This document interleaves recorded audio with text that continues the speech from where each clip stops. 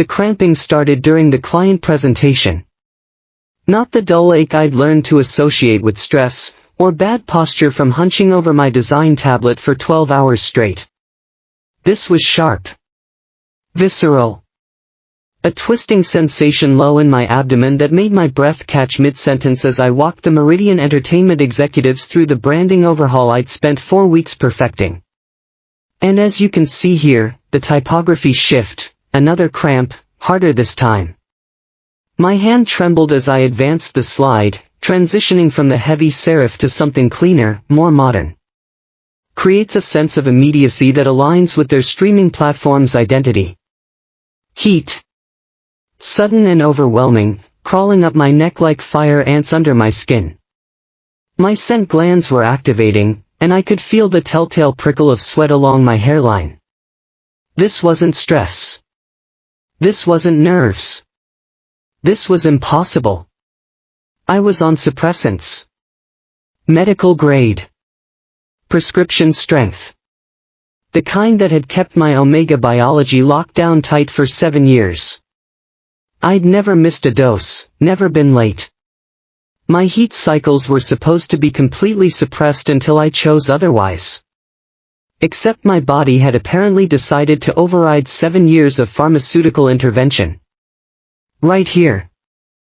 Right now. In conference room C of Horizon Media Group, with 5 executives staring at me expectantly. Mr. Cole? Are you all right? I realized I'd stopped talking. The COO, a beta woman in her 50s, was looking at me with concern that was rapidly shifting toward suspicion. And I could smell it starting. My scent, usually locked down to barely perceptible, beginning to bloom out of me in waves of sandalwood and amber. Distinctly omega. Distinctly unmated. My voice came out rough. I'm sorry, I need to, excuse me for just a moment. I made it to the hallway before the next wave hit.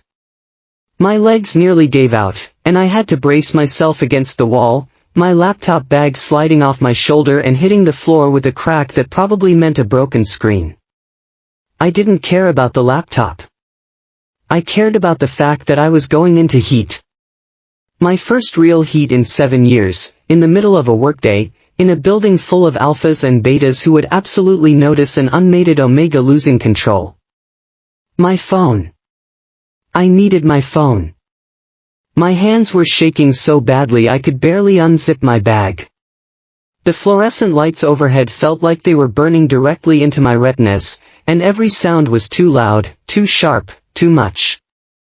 I found my phone, pulled it out, and stared at the screen while my vision blurred at the edges. Who could I call? My parents were in Chicago. My roommate was beta and wouldn't understand the biology of this. My doctor's office was 40 minutes away, and I didn't have 40 minutes. I had maybe 15 minutes before rational thought became impossible, before my body completely overrode my brain and I became nothing but need and heat and desperation. My fingers moved on instinct, pulling up a contact I'd saved 4 weeks ago after a meeting that had changed everything. Even though I'd convinced myself it meant nothing.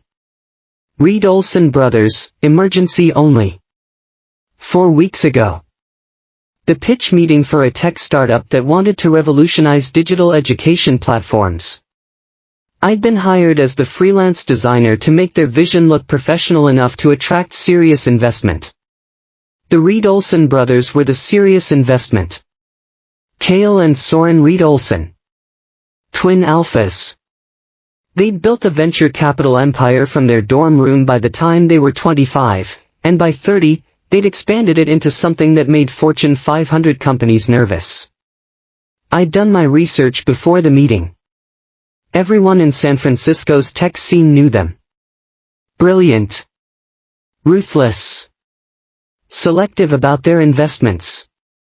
And absolutely terrifying in the way that people with that much power and money always were. I'd walked into that conference room expecting 2 copies of every entitled alpha I'd ever met. Cold, dismissive, the type who'd look through me rather than at me. Instead, I'd found two men who listened to every word of my presentation like it mattered. Who asked questions about design theory that showed they'd actually read my portfolio. Who looked at me with an intensity that made my suppressed, dulled instincts stir for the first time in years. At the end of the meeting, Kale, the older twin by 12 minutes, the one who did most of the talking, had handed me a business card. "This has our personal number," he'd said. "Not the office line. If you ever need anything at all, call us." The way he'd said anything had felt significant. Like he was offering more than just business contact information. But I'd convinced myself I was imagining it. That two gorgeous, wealthy alphas weren't actually interested in a freelance designer who could barely make rent. That the way Soren's eyes had tracked my every movement, the way Kale's scent, cedar and rain, had sharpened when I'd spoken, was just professional courtesy. I'd saved the number and told myself I'd never use it. Now, standing in a hallway with heat tearing through my body and my scent blooming out of me like a beacon, I pressed call. It rang once. "Eli." Kale's voice. He'd answered before the second ring, and he'd known it was me without needing to ask. The words caught in my throat. Shame and need and terror all fighting for space. "I need help. I don't know what's happening, but my suppressants failed and I'm at work and I can't think clearly and I don't know who else to call." "Where are you?" His voice changed. Became sharp and focused and absolutely commanding. "Exact location. Horizon Media Group. Downtown. 12th floor, East Hallway by Conference Room C. We're 3 minutes away. Do not move. Do not let anyone near you. Lock yourself somewhere private if you can. We're coming." The line didn't go dead. I could still hear him, hear movement, hear another voice in the background. "Soren, bring the car around. Call ahead to the building, we need security to clear that floor. Now." "Kale, I'm sorry. I shouldn't have called. This is too much. Eli." The command in his voice cut through my panic like a blade. "You did exactly the right thing. We've been waiting for you to call.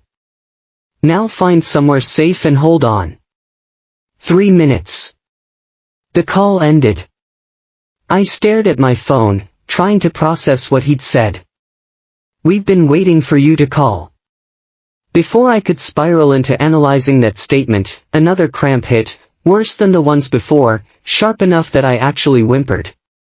The sound echoed in the empty hallway, and I heard footsteps approaching from around the corner. I needed to move.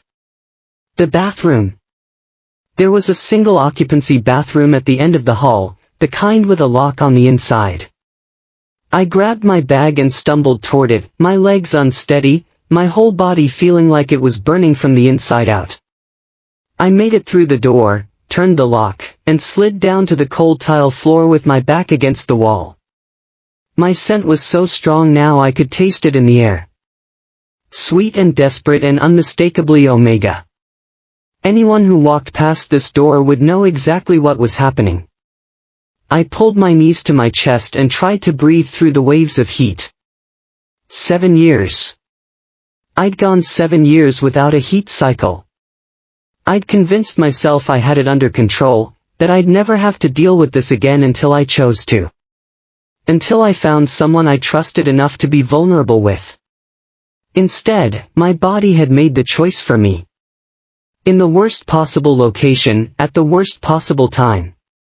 And I'd called 2 alphas I barely knew to come save me. The rational part of my brain that was still functioning pointed out how insane this was. How dangerous. I didn't know them. Not really. One business meeting didn't mean they were safe, didn't mean they wouldn't take advantage of an Omega in heat who'd literally invited them to come find him. But the rest of me, the part that had felt something shift during that meeting 4 weeks ago, the part that had remembered their scents, cedar and rain for Kale, pine and smoke for Soren, that part knew. Knew they'd come. Knew they'd help. Knew I'd be safe. I just had to hold on for 3 minutes. I counted every second. At 2.5 minutes, I heard voices in the hallway. Multiple people, concerned tones. Someone asking about a smell and whether they should call security. At 2 minutes and 45 seconds, the entire floor went silent. Not gradually. All at once, like someone had hit a switch that turned off every conversation, every footstep, every sound except the buzzing fluorescent lights. Then I heard them. 2 sets of footsteps, moving in perfect synchronization. Not hurried. Measured. Deliberate. The kind of footsteps that belonged to people who'd never had to rush because the world moved around them. Everyone off this floor. Now. Cale's voice, carrying the kind of authority that made disobedience impossible. Footsteps retreating. A door closing. Silence. Then a knock on the bathroom door. Gentle but firm. Eli. It's us. Soren's voice.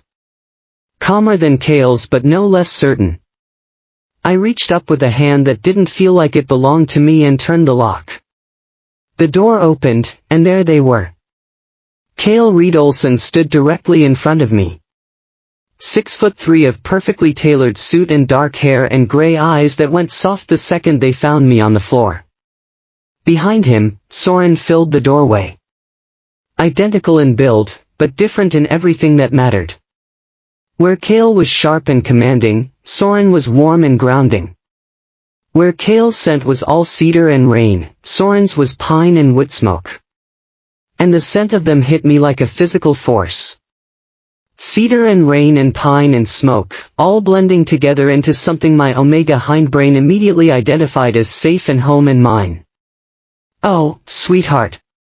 Soren dropped to his knees beside me first, his hand coming up to cup my face with devastating gentleness. You're burning up. We need to get him out of here, Cale said, already moving. The building's secure, but we shouldn't stay. Can you walk? Soren asked me. I tried to answer, couldn't. The heat had swallowed my words. That's a no. Soren looked up at his brother. Cale, you carry him. I'll clear the path. Before I could process what was happening, Cale had scooped me up like I weighed nothing, one arm under my knees, one behind my back, pulling me against his chest where I could feel his heartbeat and smell cedar and rain so strongly my eyes nearly rolled back. I've got you, he murmured against my hair. You're safe now. Soren's hand found mine as they moved, and I could feel his scent wrapping around me like a blanket. 2 alphas, surrounding me like a protective barrier between me and the entire world. Then everything went dark. I woke up in a bed that wasn't mine. That was my first thought. This bed was too large, too soft, sheets too expensive to be anything from my apartment, where I'd been sleeping on a mattress I'd found on Craigslist 4 years ago. My second thought was that I was wearing clothes I didn't recognize. Soft cotton pants and a t-shirt that hung to mid-thigh, both carrying a scent that made my chest hum with contentment even though I couldn't place why. My third thought was that I wasn't in heat anymore. The fever had broken. The cramping had stopped. My head was clear enough to think in complete sentences, which felt like a miracle after however long I'd been unconscious. I sat up slowly, taking stock of my body. Sore. Exhausted. But stable. The room I was in looked like something from an interior design magazine. Floor-to-ceiling windows showing the San Francisco skyline at night. Minimalist furniture that probably cost more than my entire year's rent. Art on the walls that I suspected was original. You're awake. I turned my head to find Soren sitting in an armchair by the window. He'd changed out of his suit into dark jeans and a sweater, his dark hair slightly mussed like he'd been running his hands through it. How long was I out? My voice came out rough. 16 hours. He stood, moving closer but stopping a careful distance from the bed. The worst of it passed while you were unconscious. The doctor said that was normal for a Virgin Omega experiencing their first true heat. Doctor? I blinked. You had a doctor come here. Dr. Park. An Omega specialist, completely discreet.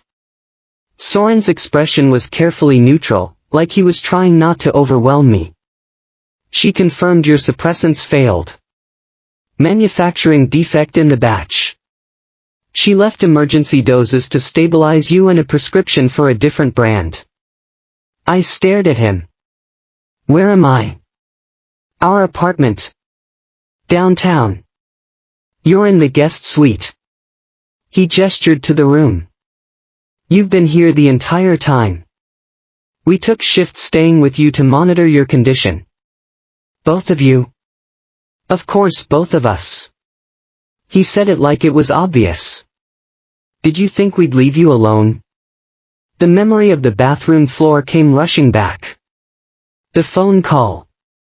Kale's voice saying we've been waiting for you to call. I don't understand. I said quietly. Why did you come?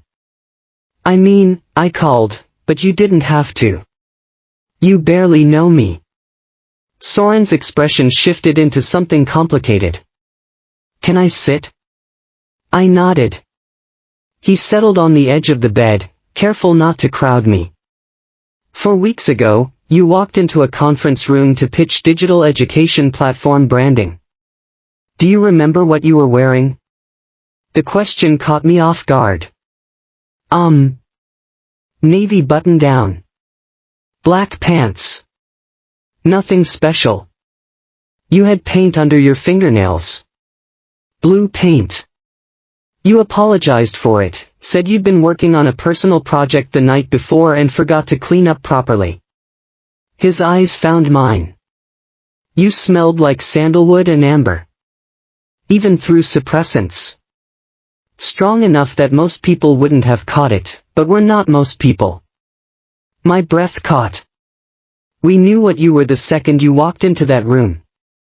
Soren continued. We knew you were Omega. We knew you were unmated.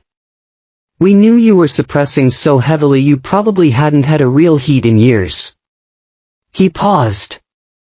And we knew, both of us simultaneously, that you were ours. The room felt too small suddenly. Too warm. That's not possible. Fated mates aren't, that's not real. That's stories. It's rare, Soren agreed. Especially for twin alphas to recognize the same Omega. But it happens. It happened to us. His hand flexed like he wanted to reach for me but was stopping himself. We gave you our number because we couldn't just let you walk away. But we couldn't pursue you either.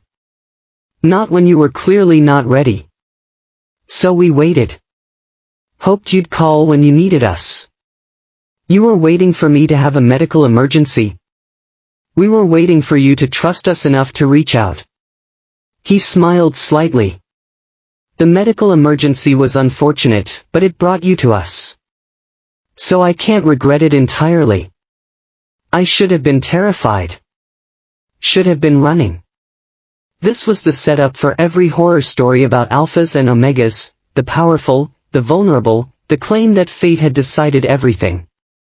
But looking at Soren, seeing the careful distance he maintained even though I could sense his alpha instincts pulling him toward me. I wasn't afraid. Where's Kale? I asked. On a conference call with Singapore. Soren stood. I'll let him know you're awake. Take your time. There's a bathroom through that door, clothes in the closet that should fit. No pressure to come out until you're ready. He was almost to the door when I said, Soren. He turned back. Thank you. For coming. For helping. For not, I couldn't finish the sentence. We will never hurt you, he said quietly. That's a promise from both of us. Then he left, closing the door with a soft click. I sat in the expensive bed in the expensive room and tried to process what he told me. Fated mates. Both of them. Recognized me 4 weeks ago and had been waiting ever since. It should have felt like a trap. Should have felt like too much, too fast. Instead, it felt like something clicking into place. I found the bathroom, marble and glass and a shower that could fit 3 people, and cleaned up. Found clothes in the closet exactly as Soren had said. Soft joggers. A hoodie. Everything in my size.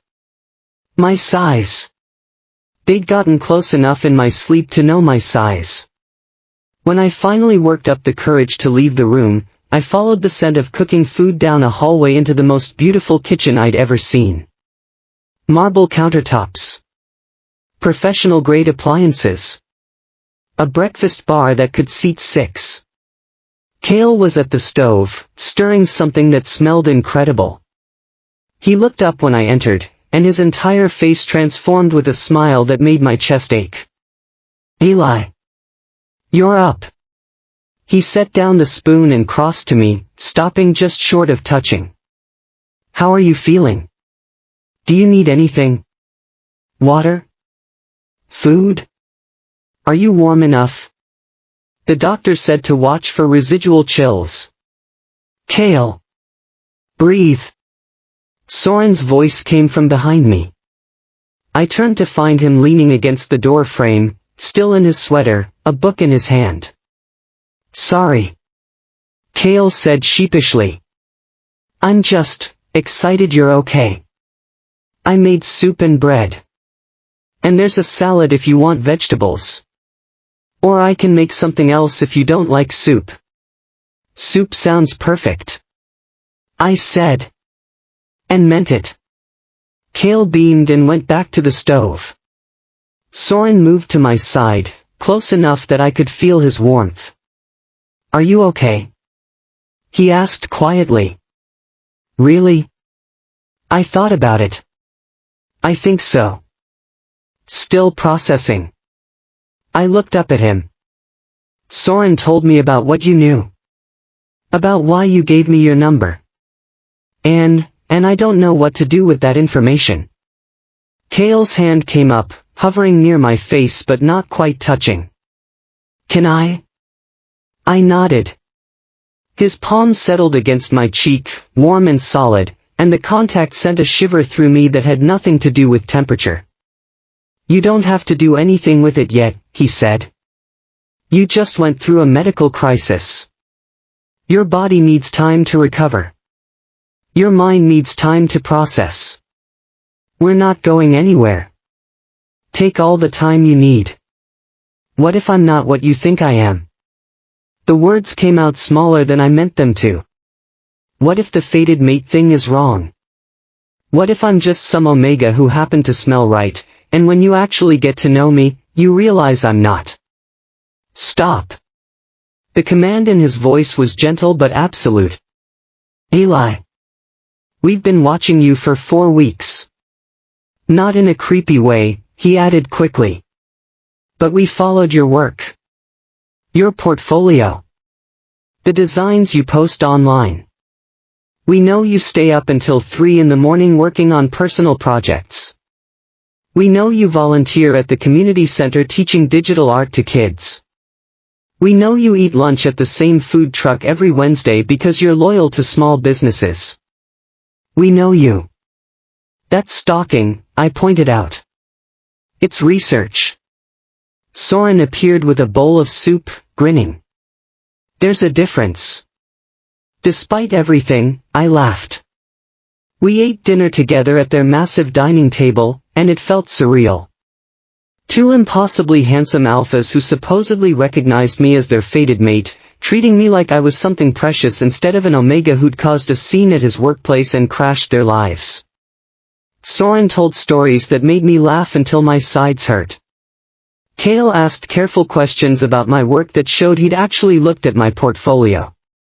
And throughout it all, their scents wrapped around me like a comfort blanket, cedar and rain, pine and smoke, blending together in a way that made my omega instincts purr with contentment. "Can I ask you something?" I said when the meal was winding down. "Anything," Kale said. "Why didn't you pursue me? I mean, if you really knew 4 weeks ago, why wait?" The two of them exchanged glances. "Because you were running," Kale said finally. "We could scent it on you. Fear. Old fear, buried deep. Someone hurt you before we met you. An alpha, probably. We weren't going to be just another alpha pushing past your boundaries." He was right. They were absolutely right. 2 years ago, I'd dated an alpha named Connor. It had lasted 8 months before I'd realized he wasn't interested in me as a person, he was interested in me as an omega. As something to control and claim and show off. When I'd ended it, he told me I'd never find anyone better. That omegas like me, too independent, too career-focused, too unwilling to submit properly, would end up alone. I'd believed him. I'd thrown myself into suppressants and work and building a life where I didn't need anyone. And now these two alphas were sitting here, telling me they'd recognized me as their mate and had waited patiently for me to feel safe enough to reach out. I'm scared, I admit it. Of this. Of you. Of what it means. That's okay. Soren said gently. We're a little scared too. I looked at him in surprise. You're scared of what? That will mess this up. That will push too hard or not hard enough. That you'll decide we're not worth the risk. His smile was soft. You're not the only one who's vulnerable here, Eli. Something in my chest loosened at that. Can I stay tonight? The question surprised me as much as it probably surprised them. Not, I don't mean anything by it. I just don't want to be alone. And my apartment is 40 minutes away and I'm exhausted. Anne. Yes. Both of them said in unison. I ended up in the guest room again, but this time when Soren asked if I wanted company, I said yes. He settled in the armchair by the window with a book, giving me space but staying close enough that I could feel his presence. Soren? Yeah. Thank you for coming to get me. He looked up from his book, and the expression on his face was so tender it made my throat tight. Always, he said. For anything. You call, we come. That's how this works. I fell asleep feeling safer than I had in years. The next morning, I woke to the smell of coffee and found Kale in the kitchen making breakfast. You cook too? I asked, settling onto a bar stool. We both do. Kale set a plate of eggs and toast in front of me. Soren is better at it, but he had an early meeting. How did you sleep? Better than I have in months. I picked up my fork. Can I ask you something personal?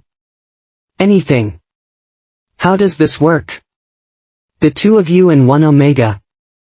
I mean, logistically, emotionally, how does anyone navigate that? Kale leaned against the counter, considering. Honestly? We don't know. We've never done this before. Never met our fated mate until you. But here's what we do know, we're not competing for you. We're not two separate relationships. We're a pack. What one of us feels, we both feel. What one of us wants for you, we both want. That sounds complicated. It probably will be sometimes. He smiled. But we're willing to figure it out if you are.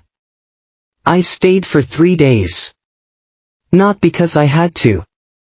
Soren had arranged for someone to bring clothes from my apartment, and Kale had personally called my boss to explain I'd had a medical emergency.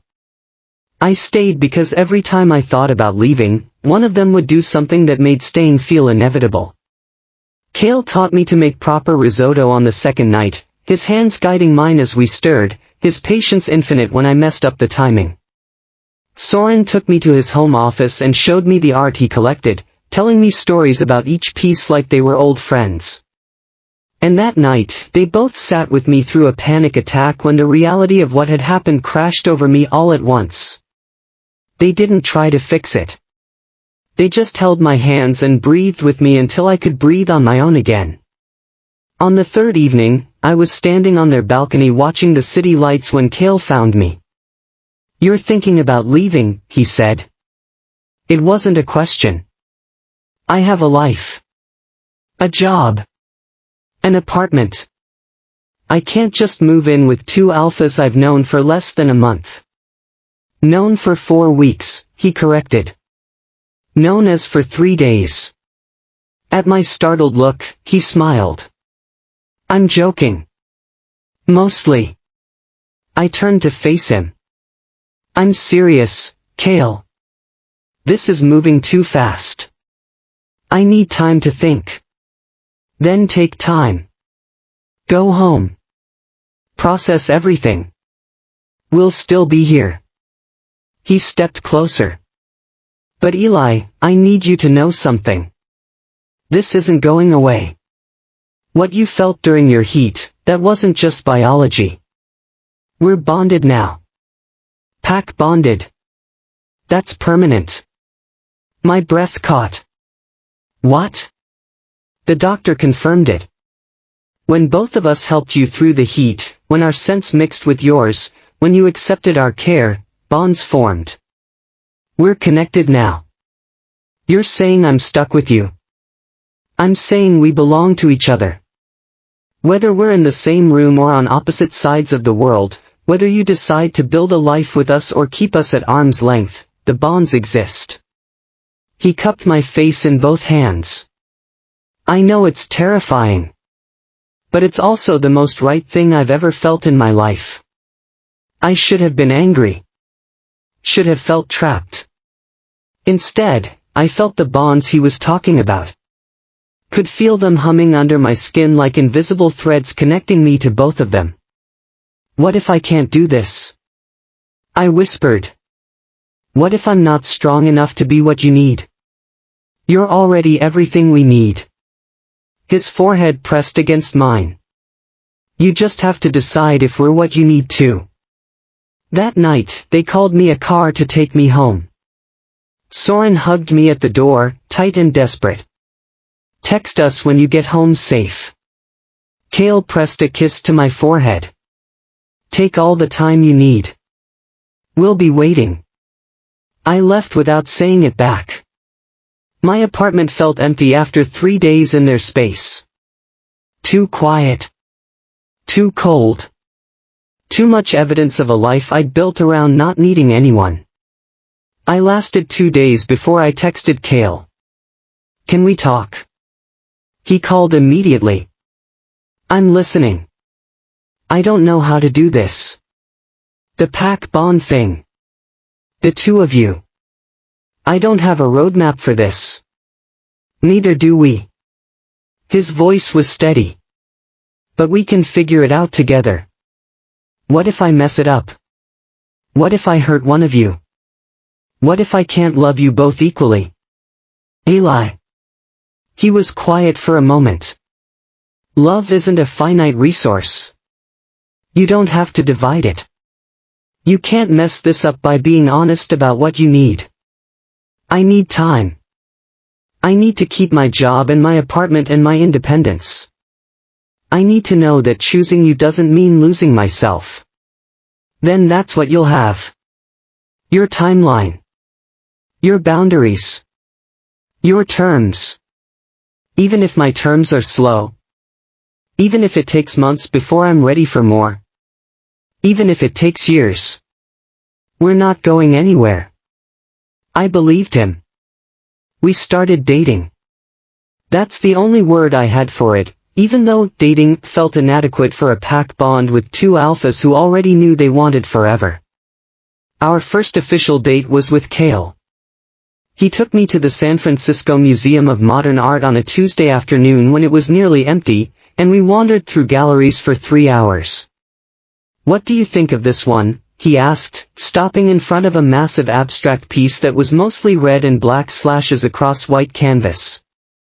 "Honestly, it looks like someone had a temper tantrum with expensive paint."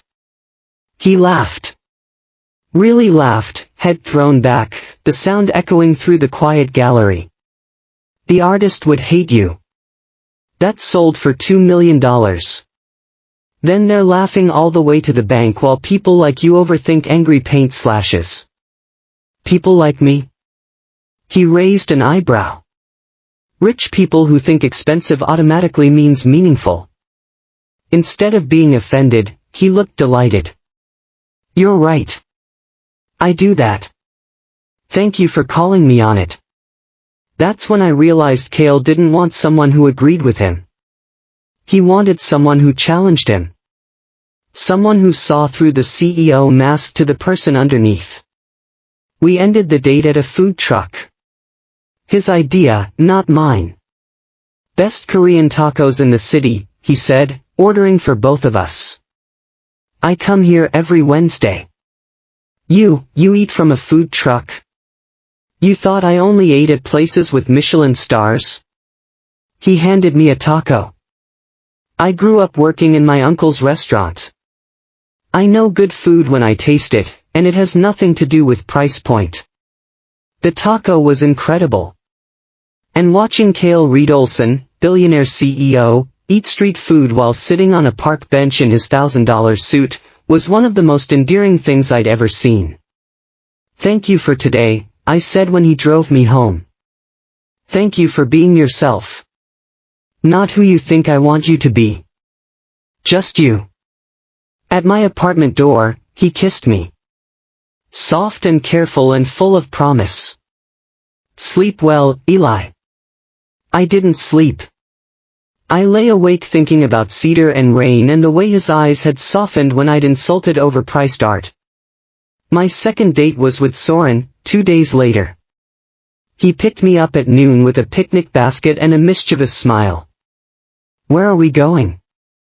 "You'll see." He drove us to Golden Gate Park, found a secluded spot overlooking the water, and spread out a blanket with professional efficiency. "Did you make all this?" I asked, staring at the spread. "Sandwiches. Fruit. Cheese.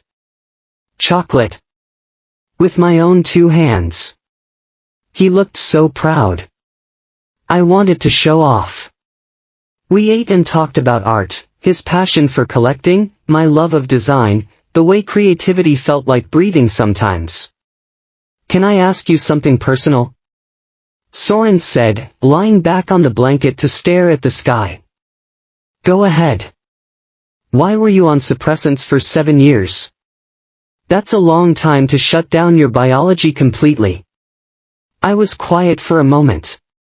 Because I didn't trust myself to choose well. My first serious relationship was with an alpha who loved the idea of me more than the reality. When it ended, I decided it was safer to not give anyone that kind of access again. And then your suppressants failed. And then they failed. And I called 2 alphas I barely knew, and they came anyway. Soren rolled onto his side to look at me. "We came because we'd been waiting for you to need us. We came because the idea of you, scared and alone, was unbearable. We came because you're ours, Eli. You were ours the second we scented you." That's a lot of pressure. It's not pressure. It's certainty. His hand found mine. "You don't have to believe it yet. But we do. And we'll keep showing you until you believe it too." He kissed me as the sun set over the water, and I tasted certainty and patience and something that might have been love. After 2 weeks of separate dates, they asked if I'd have dinner with both of them. "Is that weird?" I asked. "The 3 of us together?" "It's what we are," Cale said simply. "A pack. You don't have to choose between us. You get both." Dinner was at their apartment. They cooked together with the kind of synchronized efficiency that came from years of practice, moving around the kitchen like a dance they'd perfected. I sat at the counter and watched them work, and something clicked into place. This wasn't two separate relationships. This was one relationship with two faces. And I was beginning to understand the difference. "Can I ask you something?" I said when we were eating. "How do you make this work? The two of you sharing everything?" They exchanged glances. "We've been doing this our whole lives," Soren said. "We're twins. We've never known anything else. But you're also individuals. With different wants and needs. How do you negotiate that with an Omega?" "By communicating," Kale said. "If I need alone time with you, I tell him. If Soren wants to plan something special, he coordinates.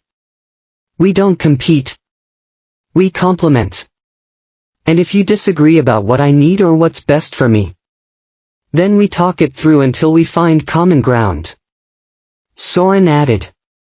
"You're not a prize to be won, Eli. You're our partner. Both of ours. What's good for you is good for the pack." I wanted to believe it was that simple. But the bond kept pulling. I'd be working on a design at 2 in the morning and suddenly feel Kale's presence, not physically, but through the bond, a warm pressure against my consciousness that felt like someone checking to make sure I was okay. I'd be grocery shopping and Soren's joy would flood through me for no reason, making me smile in the produce aisle like an idiot. The bonds were always there. Constant. Undeniable. But they were also terrifying. Because caring this much about two people meant twice the ways to get hurt. 1 month into dating, I had a panic attack. It was 3 in the morning on a Tuesday, and I woke up from a nightmare about Connor, my ex, except in the dream it wasn't Connor. It was Kale and Soren, both looking at me with that same disappointed expression Connor used to wear when I didn't behave the way he expected. I couldn't breathe. Couldn't think. Could only feel my heart racing and my chest tightening and the absolute certainty that I'd made a terrible mistake. Before I could talk myself out of it, I called Soren. "Eli?" His voice was alert immediately. "What's wrong?" I can't breathe. I can't do this." "Where are you?" "My apartment." We're coming. Stay on the phone with me." I heard movement. Heard Kale's voice in the background. Heard Soren giving instructions. "I'm sorry," I gasped. "I'm sorry, this is ridiculous, I'm fine." "You're not fine. And that's okay. Just keep breathing. In for 4, hold for 4, out for 4. Can you do that with me?" I tried. Failed. Tried again. "That's it. Good. Again." By the time they arrived, both of them, because of course both of them came, I could breathe again. But I was still shaking. Kale pulled me into his arms without a word. Soren made tea.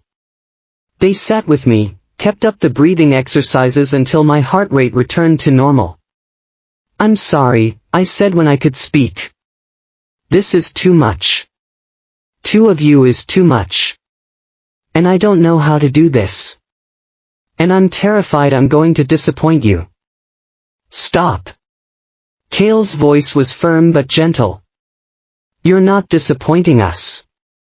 You're being honest about struggling. That's what we want. You want me to have panic attacks at 3 in the morning? We want you to call us when you're struggling instead of suffering alone." Soren set a mug of tea in front of me. "That's what pack means. We carry the hard things together. But what if I can't carry your hard things? What if I'm not strong enough?" "You are," Kale said quietly. "But even if you weren't, we'd still choose you. Strength isn't a requirement for love.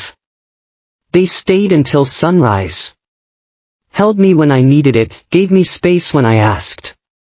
And when they finally left, they made me promise to call if I needed anything. Anything at all. I kept that promise. And slowly, over weeks and months, the panic attacks became less frequent.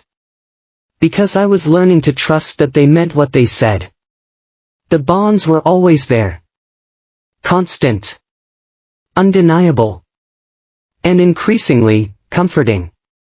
3 months after my heat, Soren asked me to move in. We were at their apartment, I'd started spending weekends there, and he just said it casually while we were making dinner. You should move in. Your lease is up next month anyway. Why pay rent when you're here most of the time? I stared at him. That's a huge step. It's a practical step. Cale pointed out from where he was chopping vegetables. You keep clothes here. You have a workspace here that Soren set up. Your toothbrush is in our bathroom. 2 toothbrushes, Soren added. You have one in each bathroom. That's basically living here already. I wanted to argue. Wanted to point out all the reasons moving in after 3 months was too fast. But I couldn't. Because they were right. I was already living there in everything but name. What about my independence? I asked quietly. What about it? Cale set down his wine glass and came to stand in front of me. Moving in doesn't mean giving up your life. You keep your job. Your freelance work. Your volunteer work. Your friends. Moving in just means you come home to us at the end of the day instead of to an empty apartment. And if it doesn't work? If we realize we're not compatible living together? Then we'll figure it out. Soren's hand found my shoulder. But Eli, we're pack bonded. We're already compatible in every way that matters. Living together is just making the logistics easier. I moved in on a Saturday in June. My apartment had been tiny, so I didn't have much. But what I did have, they made space for. My art supplies spread across Soren's home office. My books integrated into Cale's shelves. My cooking equipment mixing with theirs in the kitchen.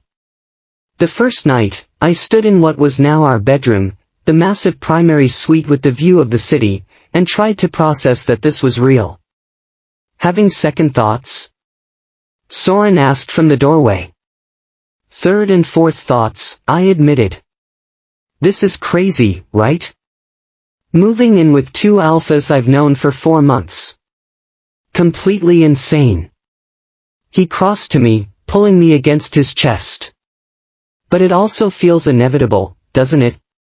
It did. That was the terrifying part. Living with them was an adjustment. But not in the ways I expected.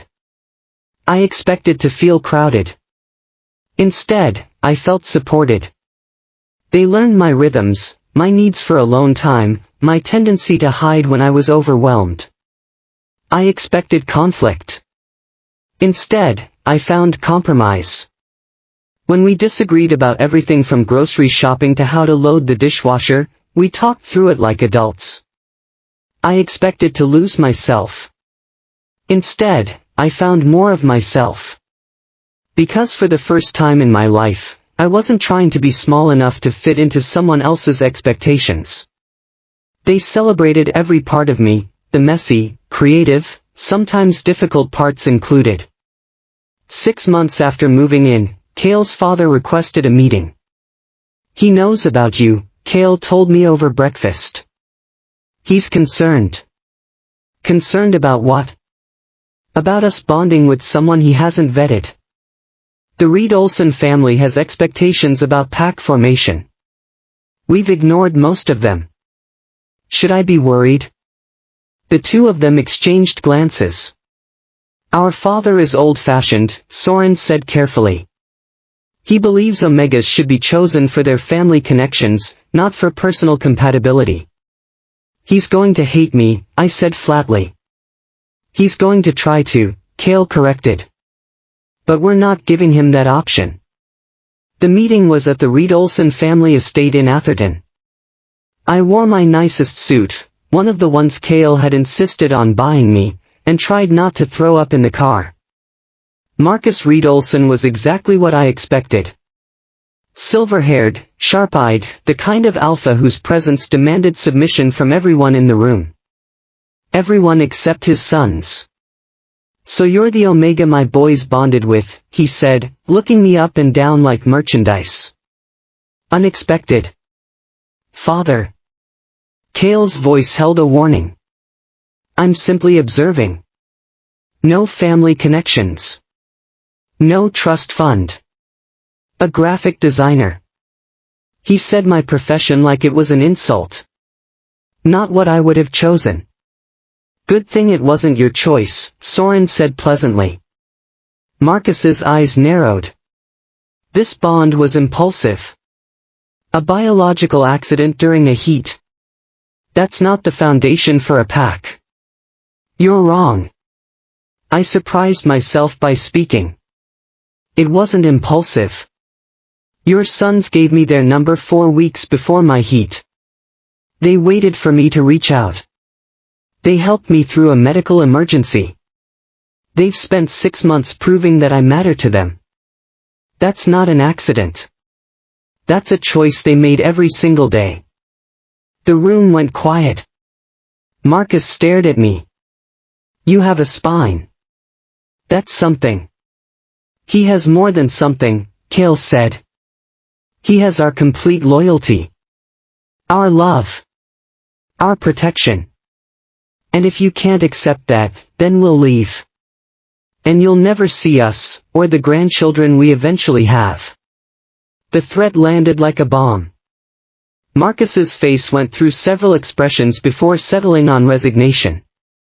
"You'd choose him over your family?" "Yes."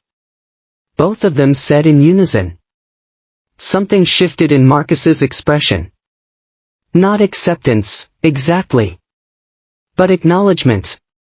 "Then I suppose I should get to know my future son-in-law." He gestured to the chair across from him. "Sit, Eli. Tell me about your work." It wasn't warm. But it was a start. The real trouble came 2 weeks later. I was leaving my office late on a Thursday when a car pulled up beside me. Black SUV. Tinted windows.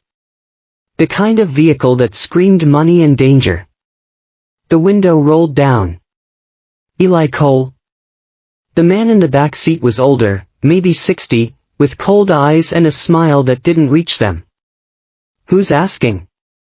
"Robert Hendricks. I'm a business associate of the Reed Olsons. I was hoping we could talk." Every instinct I had screamed danger.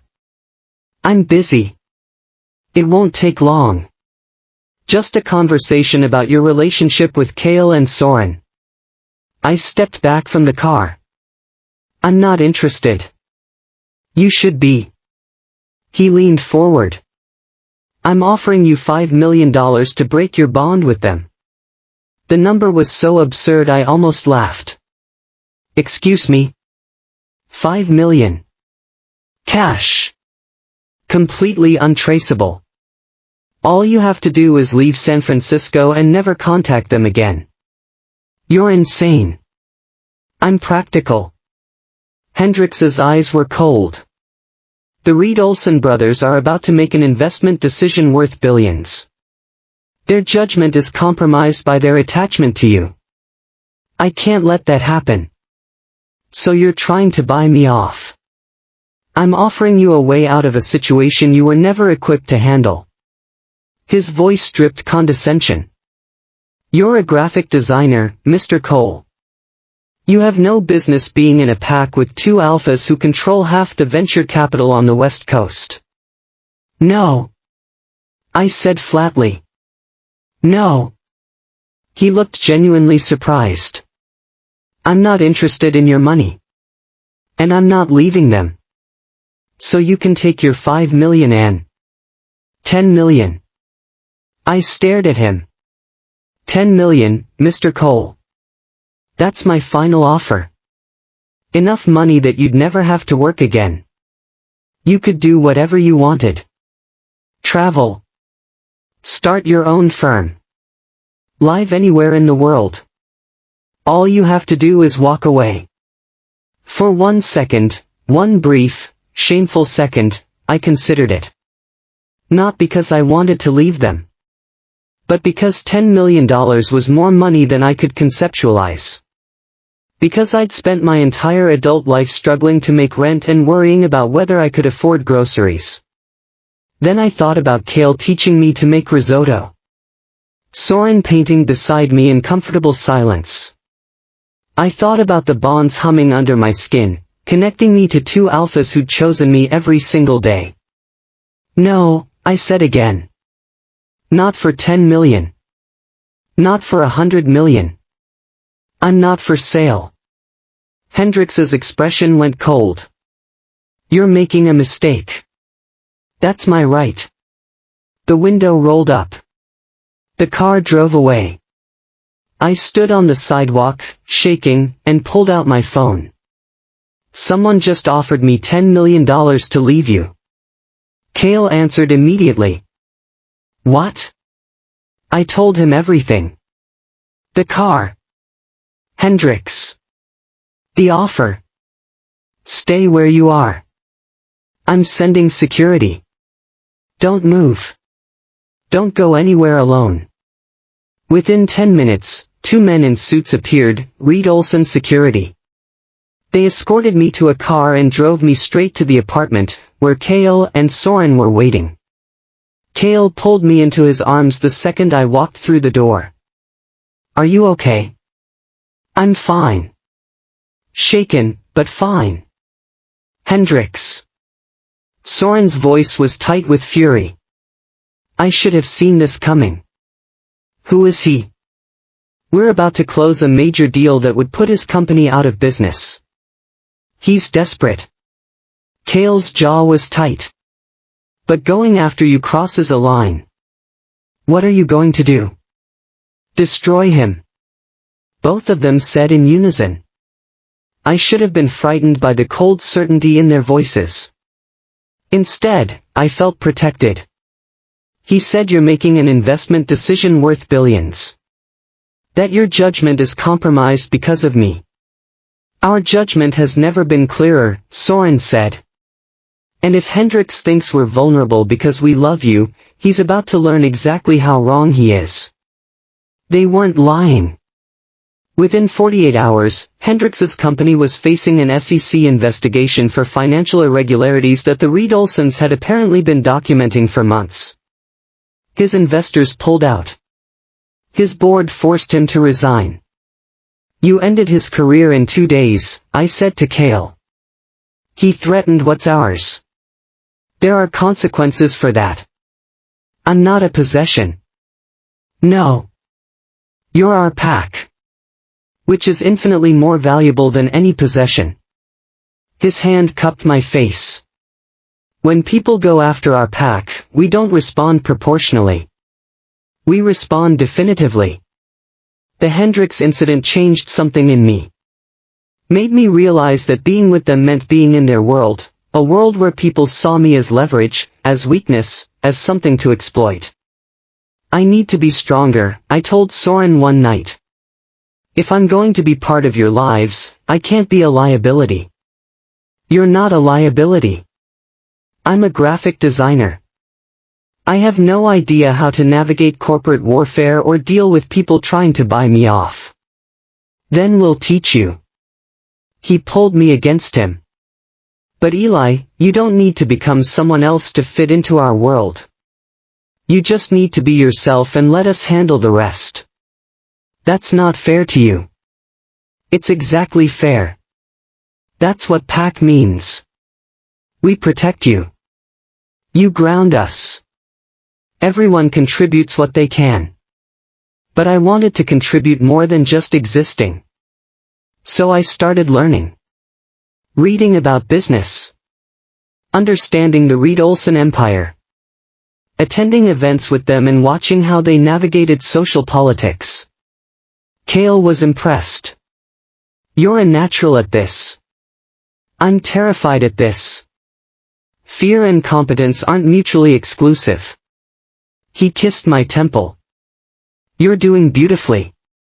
3 months after the Hendrix incident, I was at a charity gala with them when I overheard a conversation I wasn't supposed to hear. 2 investors in the bathroom, washing their hands, talking about the Reed Olsons. Ever since they bonded with that Omega, they've been different. Softer. Softer means vulnerable. There's opportunity there if we play it right. You thinking what I'm thinking? If we can separate him from them even temporarily, show them that their attachment is a weakness. I walked out of the stall. Both men went pale. "Gentlemen," I said pleasantly. "I believe you were discussing my pack." "Mr. Cole, we weren't." "You absolutely were. And let me save you some time. Whatever you're planning, it won't work. Not because my mates will protect me, though they will. But because I'm not the weakness you think I am. I'm the reason they're stronger." I walked out before they could respond. Told Kale what I'd heard. Watched him handle it with the same cold efficiency he brought to all threats. By the end of the week, both investors had issued public apologies and withdrawn from several joint ventures with the Reed Olsons. "You're terrifying when you want to be," Soren said admiringly. "I learned from the best." Being with them meant learning to be harder. But it also meant learning to be softer. Because in private, away from the corporate battles and social politics, they showed me parts of themselves that no one else saw. Kale's anxiety about being good enough. Soren's fear of losing the people he loved. They were vulnerable with me in ways they'd never been with anyone else. And I learned to be vulnerable back. Learned to tell them when I was struggling instead of pretending to be fine. Learned to ask for help instead of trying to handle everything alone. Learned that love wasn't about being perfect. It was about being honest. 1 year after my heat, they proposed. We were at their beach house, a weekend getaway they'd planned. I was walking along the shore at sunset when I heard music behind me. Turning around, I found both of them standing there. Kale holding a small box. Soren with flowers. "We had a whole speech planned," Kale said. "Multiple drafts. Soren helped with the wording. But standing here, looking at you," Soren continued, "all I can think is that you're the best thing that's ever happened to us. And we want forever. Officially. Publicly." Kale opened the box. Inside were 2 rings, each different, each perfect. "We want the world to know you're ours. Will you marry us?" they asked together. I said yes before they finished the question. The bonding ceremony was small. Just family and close friends. I wore white because Soren had insisted it was traditional, and I wanted to give him that. When the officiant asked if I accepted the bond, if I chose these 2 alphas as my pack, my mates, my forever, I looked at each of them in turn. Kale, who'd dropped everything to save me. Soren, who'd taught me to trust and laugh and love again. "I do," I said. "To all of it. Forever." The claiming bites happened that night. 2 marks. 2 bonds. 2 alphas who'd somehow become my entire world. And I'd never been more certain of anything in my life. 2 years after we bonded, I woke up feeling strange. Not sick. Just off. Like my body was trying to tell me something my brain hadn't caught up to yet. I was in the kitchen making coffee when the smell of it hit me wrong, made my stomach turn in a way that had nothing to do with the quality of the beans. "Eli?" Kale appeared in the doorway, concern immediate on his face. "What's wrong?" "I don't know. The coffee smells weird." He came closer, and I watched his nostrils flare as he scented me. Watched his eyes go wide. Oh. Oh, what? Soren. He called without taking his eyes off me. Get in here now. Soren appeared within seconds, and I watched the same realization cross his face. Are you sure? Soren asked Kale. Completely sure. Someone want to tell me what's happening? I demanded. Soren's hands settled on my stomach, gentle and reverent. You're pregnant. The words didn't compute at first. Then they did. Then I was sitting on the kitchen floor while both of them knelt around me, their sense mixing with mine in a way that my Omega instincts recognized as pack and safety and family. How? I managed. The usual way, Kale said, a smile playing at his lips. I mean both of you. Is that possible? In pack bonds, yes. Soren confirmed. Genetic testing will tell us more. But right now, all that matters is that you're pregnant with our child. Our pack's child. I looked at the two alphas who'd saved me on a bathroom floor, who'd waited patiently for me to trust them, who'd built a life with me brick by careful brick. We're having a baby, I whispered. We're having a baby, they confirmed. The pregnancy was different than I expected. Not difficult exactly, but strange. Because pack bonds meant I could feel both of them responding to my condition. Kale became impossibly protective, hovering in ways that would have driven me crazy if they weren't so clearly driven by love. Soren turned into a research machine, reading every book on Omega pregnancy he could find and reporting statistics with the enthusiasm of a sports commentator. I'm not made of glass, I told Kale when he tried to carry groceries for me at 12 weeks. I can lift a gallon of milk. I know. But let me do this. Let me help. You are helping. All of you. Sometimes too much. But they couldn't help it. The bonds amplified everything. When I had morning sickness, both of them looked vaguely nauseated. When I had cravings, they manifested them like wishes granted by genies. When I couldn't sleep, they took turns reading to me until I finally dozed off. At 20 weeks, we had the genetic testing done. Dr. Park called with the results. Congratulations. It's a boy. And the genetic markers show contribution from both fathers. Both? I asked, even though we'd suspected. Both. It's rare, but well documented in pack bonds. Your son carries DNA from Kale and Soren equally. A true pack child. We celebrated that night with sparkling cider and tears of joy. What should we name him? Soren asked, his hand on my growing belly. Something that means hope, I said. Because that's what he is. Hope that we can build something beautiful together. Leo, Kale suggested. It means lion, but also strength. And he's going to need strength to grow up with us. We all agreed immediately. Leo Reed Olson Cole. The pregnancy progressed smoothly until 32 weeks, when I went into early labor.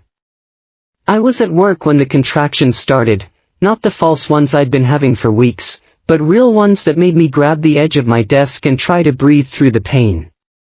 I called Kale. It's too early, I gasped. He's not supposed to come yet. We're coming. Call your doctor. Stay calm. They arrived in 6 minutes, faster than should have been physically possible. Found me in my office, pacing and trying not to panic. Breathe, Soren said, his hands on my shoulders. Just breathe. We've got you. The hospital confirmed what I knew, early labor. They managed to stop it with medications and bed rest orders, but the scare left all of us shaken. What if something goes wrong? I asked that night in the hospital, hooked up to monitors that tracked the baby's heartbeat. Nothing's going to go wrong, Kale said firmly. You're both going to be fine. You can't know that. Yes, I can. Because we won't allow anything else. It was arrogant and ridiculous. And exactly what I needed to hear. Leo was born at 38 weeks. Healthy. Perfect. Screaming his displeasure at being evicted from his warm home. When they placed him in my arms for the first time, I understood what everyone meant when they talked about instant, overwhelming love. He was tiny. Red-faced. Furious at the world. And absolutely perfect. He has your eyes, Soren said, tears streaming down his face. And your stubbornness, Kale added, gently touching his tiny hand. He's going to be terrifying, Soren said, but his voice was thick with emotion. Our perfect, terrifying son. The genetic testing results came back, confirming what we already knew in our hearts. Leo carried markers from both of them. The doctors said it's the most balanced two-way genetic contribution they've ever documented, I told them. He's a miracle, Soren said. In every sense of the word. Those first weeks with Leo were chaos. Beautiful, exhausting chaos. They took turns with night feedings, with diaper changes, with the endless needs of a newborn. And I watched them transform from venture capitalists and corporate titans into fathers who would cheerfully wear spit-up-stained shirts to important meetings because their son had decided their shoulder was the perfect place to burp. I thought I knew what love was, Kale said one night at 3 a.m, walking a fussy Leo around the living room. But this is different. This is terrifying. I would burn the world down to keep him safe. Welcome to parenthood, I said from the couch, where I was too exhausted to move. Where you suddenly understand why parents in movies make terrible decisions to save their kids. He laughed softly. Exactly that. When Leo was 3 months old, we had a naming ceremony. Not a baptism, none of us were particularly religious, but a gathering of family and friends to formally introduce our son to the pack. Marcus Reed Olsen held his grandson with the same reverence he'd shown exactly once before, when each of his sons were born. He has the Reed Olsen eyes, he said, his voice gruff. And his father's stubbornness. Fathers plural, I corrected. Both of them. He looked at me, and something in his expression had softened over the past 2 years. Yes. Both of them. You've done well, Eli. With my sons and with this child. Coming from Marcus, it was practically a declaration of love. Leo's first year was a blur of milestones and sleepless nights and moments of pure joy. His first smile was for Soren, who'd been reading to him in the nursery. He'd run into our bedroom at 6 a.m. yelling, he smiled. He smiled at me, with the enthusiasm of someone who'd just discovered gold. His first laugh was for Kale, who'd been making increasingly ridiculous faces while changing his diaper. His first word was, Dada, which caused a 2-hour debate about which one of them he meant. We eventually decided he meant both. He took his first steps at 11 months, launching himself from Kale's arms toward mine with the fearless abandon of someone who knew he'd be caught. And he was. Always. By 2 fathers who would move mountains to keep him safe. On his first birthday, we had a small party. Just family. Marcus and his partner. A few close friends. Leo sat in his high chair with frosting smeared across his face, laughing as we sang, Happy Birthday, with varying degrees of pitch accuracy. Look at him, Soren said, taking pictures with the dedication of a professional photographer. Our perfect boy. Our miracle, I corrected.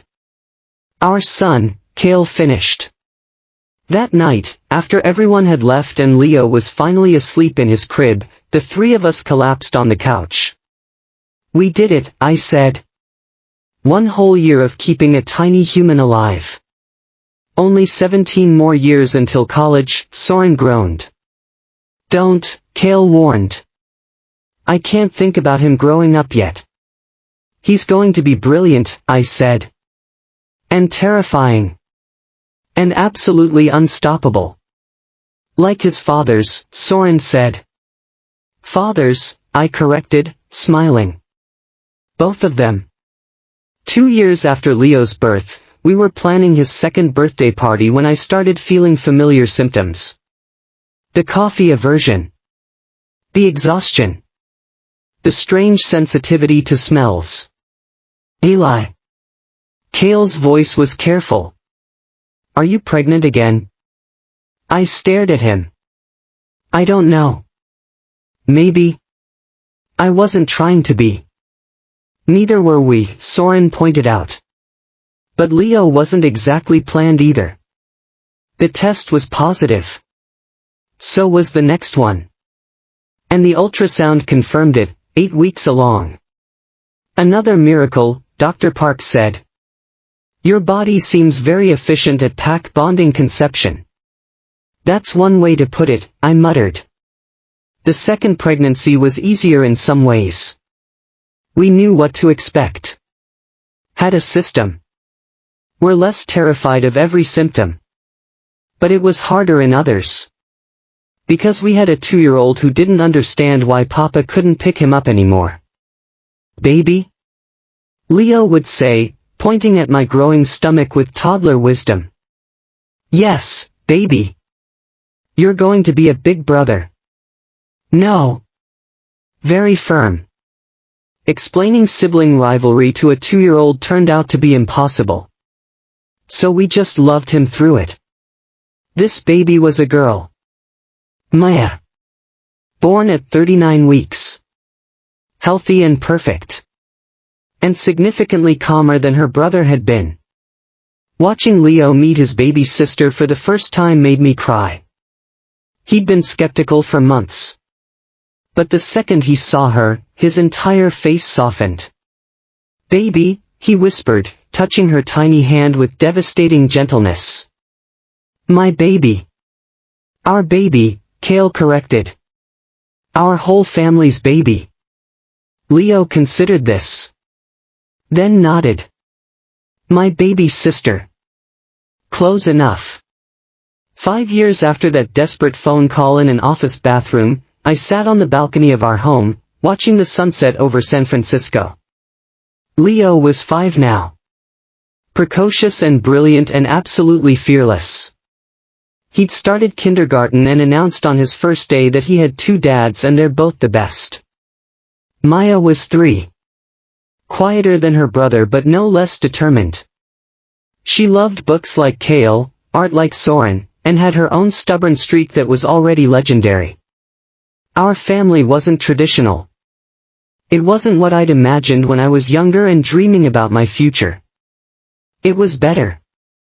Because I'd learned that family isn't about fitting into predetermined shapes.